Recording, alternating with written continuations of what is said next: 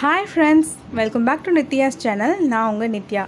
நம்ம இன்றைக்கி பார்க்க போகிறது விநாயகர் சதுர்த்தி ஸ்பெஷல் கொழுக்கட்டை. நான் 3 விதமான பூர்ண கொழுக்கட்டை எப்படி பண்ணுறது அப்படின்னு பார்க்கலாம். வாங்க வீடியோக்குள்ளே போகலாம். நான் கொழுக்கட்டை மாவு பிசைறதுக்காக ஒரு பவுலில் வாட்டரை ஆட் பண்ணி நல்லா ஹீட் பண்ணிக்கிறேன்.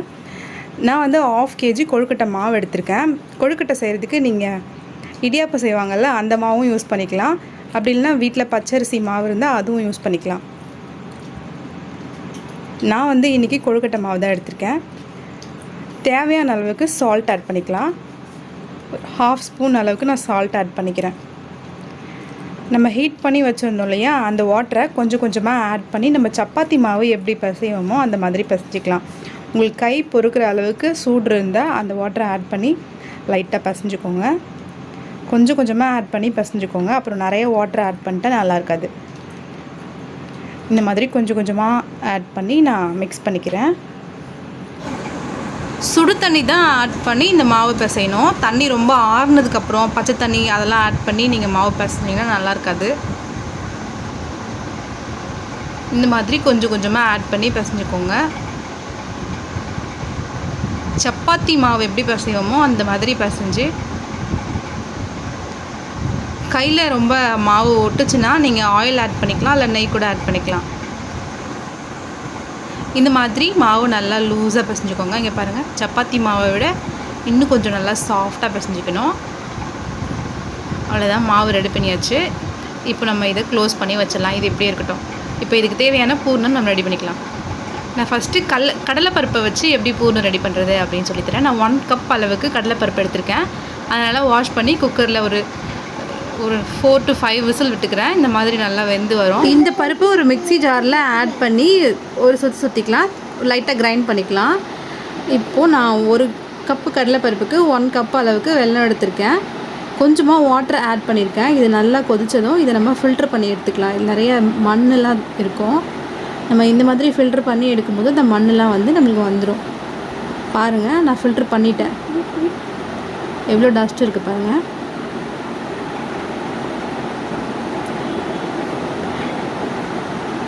இப்போ நான் ஃபில்ட்ரு பண்ணி வச்சதை நான் ஒரு பேனில் ஆட் பண்ணியிருக்கேன். அந்த வெல்லத்தை ஆட் பண்ணி நான் அரைச்சி வச்ச கடலைப்பருப்பையும் 2 ஏலக்காய் ஆட் பண்ணி நான் கடலைப்பருப்பு அரைச்சி வச்சேன். அதையும் இது கூட ஆட் பண்ணி நல்லா கொதிச்சிட்ருக்கு. இது நல்லா இந்த மாதிரி சுண்டி வந்தவுடனே நம்ம பூர்ணம் ரெடி.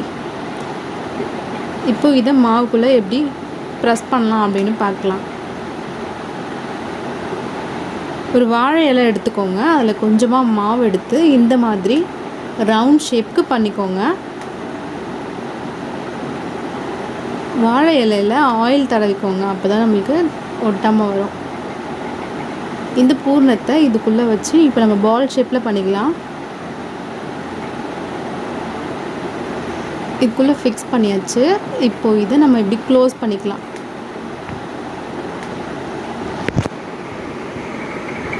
இந்த மாதிரி க்ளோஸ் பண்ணி நம்ம பால் மாதிரி பண்ணிக்கலாம். லைட்டாக வாழை இலையை ப்ரெஸ் பண்ணாலே அது க்ளோஸ் ஆகிடும். உங்கள்கிட்ட கொழுக்கட்டை செய்கிற அச்சு இருந்தால் அதில் போட்டு கூட நீங்கள் பண்ணிக்கலாம். பாருங்கள், நான் பால் மாதிரி செஞ்சுட்டேன். நம்ம கொழுக்கட்டை ரெடி. நெக்ஸ்ட்டு நம்ம என்ன பூர்ணம் ரெடி பண்ண போகிறோம் அப்படின்னு பார்க்கலாம். நெக்ஸ்ட் நம்ம வேர்க்கடலை வச்சு ஒன்று செய்ய போகிறோம். இதுக்கு நம்ம வேர்க்கடலையை நல்லா வறுத்து எடுத்துக்கலாம். வறுத்த வேர்க்கடலை தான் வாங்கியிருப்போம். இருந்தாலுமே நம்ம ஒரு வாட்டி வறுத்துட்டோன்னா நல்லாயிருக்கும் அதோட ஃப்ளேவர். இது கூட நான் 1 கப் அளவுக்கு வேர்க்கடலை, 1 கப் அளவுக்கு வெல்லம் ஆட் பண்ணியிருக்கேன். 2 ஏலக்காய் ஆட் பண்ணியிருக்கேன். இதை அப்படியே மிக்ஸி ஜாரில் போட்டிருக்கேன். நான் இதை கிரைண்ட் பண்ணியிருக்கேன். பாருங்கள், குறைன்னு தான் அரைச்சி எடுக்கணும். ரொம்ப சாஃப்டாக எடுத்துக்கக்கூடாது. வேர்க்கடலாம் தெரியுது பாருங்கள், குறைன்னு எடுத்திருக்கேன். இப்போது இந்த மாவு எடுத்து நான் வந்து கொழுக்கட்டை அச்சில் வச்சு ப்ரெஸ் பண்ணிக்கிறேன். இதை நல்லா கையில் வச்சு இப்படி ப்ரெஸ் பண்ணிக்கணும். இப்போது இந்த பூர்ணத்தை நான் இதுக்குள்ளே ஆட் பண்ணிக்கிறேன். இந்த மாதிரி ஆட் பண்ணி இதை க்ளோஸ் பண்ணி ப்ரெஸ் பண்ணிக்கோங்க. சைடில் எக்ஸ்ட்ராஸ்லாம் இருக்கும், அதெல்லாம் ரிமூவ் பண்ணிக்கலாம். இப்போது ஓப்பன் பண்ணுறேன். இந்த அச்சில் வந்து நீங்கள் ஆயில் தடவணும். அப்போ தான் நம்மளுக்கு ஒட்டாமல் வரும். பாருங்கள் எவ்வளோ அழகாக ஒரு ஃப்ளவர் டிசைனில் சூப்பராக நம்மளுக்கு ஒரு கொழுக்கட்டை கிடச்சிருக்கு. அது ரொம்பவே அழகாக இருக்குது பார்க்குறதுக்கு.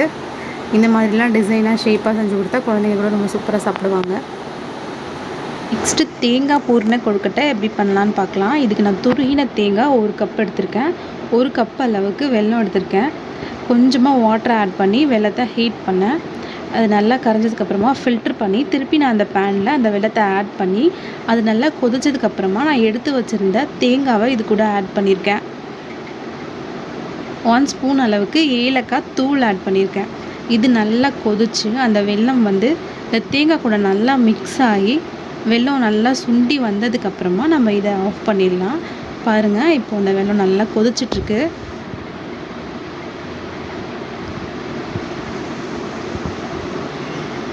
ஏலக்காய் பவுட்ரு இல்லைன்னா நீங்கள் தேங்காய் வந்து மிக்ஸி ஜாரில் ஆட் பண்ணி அரைக்கும் போதே 2 ஏலக்காவை போட்டு தேங்காய் கூட அரைச்சி எடுத்துக்கோங்க. அந்த வெல்லம் நல்லா அப்சர்வ் ஆகி வெறும் தேங்காய் மட்டும் தெரியுது பாருங்கள்.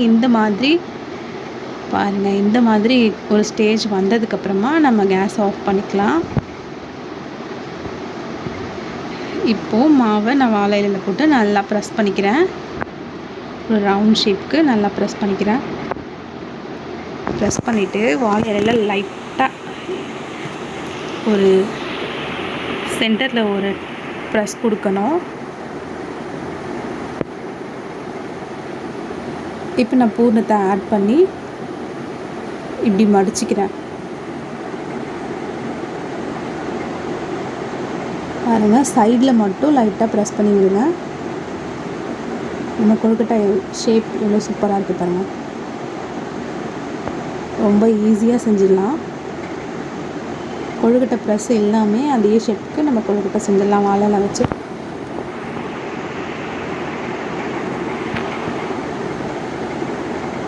அவ்வளோதான், சைடு ஃபுல்லாக க்ளோஸ் பண்ணியாச்சு. இந்த மாதிரி எல்லா மாவையும் பண்ணதுக்கப்புறமா நம்ம ஒரு இட்லி பாத்திரத்தில் இது எல்லாத்தையும் ஆட் பண்ணி ஒரு 5 மினிட்ஸ் நம்ம இதை வேக வச்சு எடுத்துக்கலாம். 5 மினிட்ஸ் வேக வச்சாலே போதும், வெந்துடும். இதை ரொம்ப நேரம் வேக வச்சிங்கன்னா ரப்பர் மாதிரி ஆகிடும் அரிசி மாவு. பாருங்கள் ரொம்பவே சாஃப்டாக இருக்குது பாருங்கள். ரொம்பவே டேஸ்டியான கொழுக்கட்டை ரெடி. நான் 3 வகையான கொழுக்கட்டை எப்படி பண்ணோம் அப்படின்னு உங்களுக்கு செஞ்சு காட்டியிருக்கேன். இந்த விநாயகர் சதுர்த்திக்கு நீங்கள் உங்கள் வீட்டில் ட்ரை பண்ணி அசத்துங்க. இந்த வீடியோ உங்களுக்கு பிடிச்சிருந்தா நீங்களும் உங்கள் வீட்டில் ட்ரை பண்ணி பாருங்கள். லைக் பண்ணுங்கள், ஷேர் பண்ணுங்கள், கமெண்ட் பண்ணுங்கள், மறக்காமல் சப்ஸ்கிரைப் பண்ணுங்கள். பக்கத்தில் ஒரு பெல் ஐக்கான் வரும், அதையும் கிளிக் பண்ணி ஆல் கொடுத்துக்கோங்க. அப்போ தான் நான் அப்லோட் பண்ணுற வீடியோஸ்லாம் உங்களுக்கு நோட்டிஃபிகேஷன் வரும். Bye friends, thank you. நெக்ஸ்ட் வீடியோவில் பார்க்கலாம்.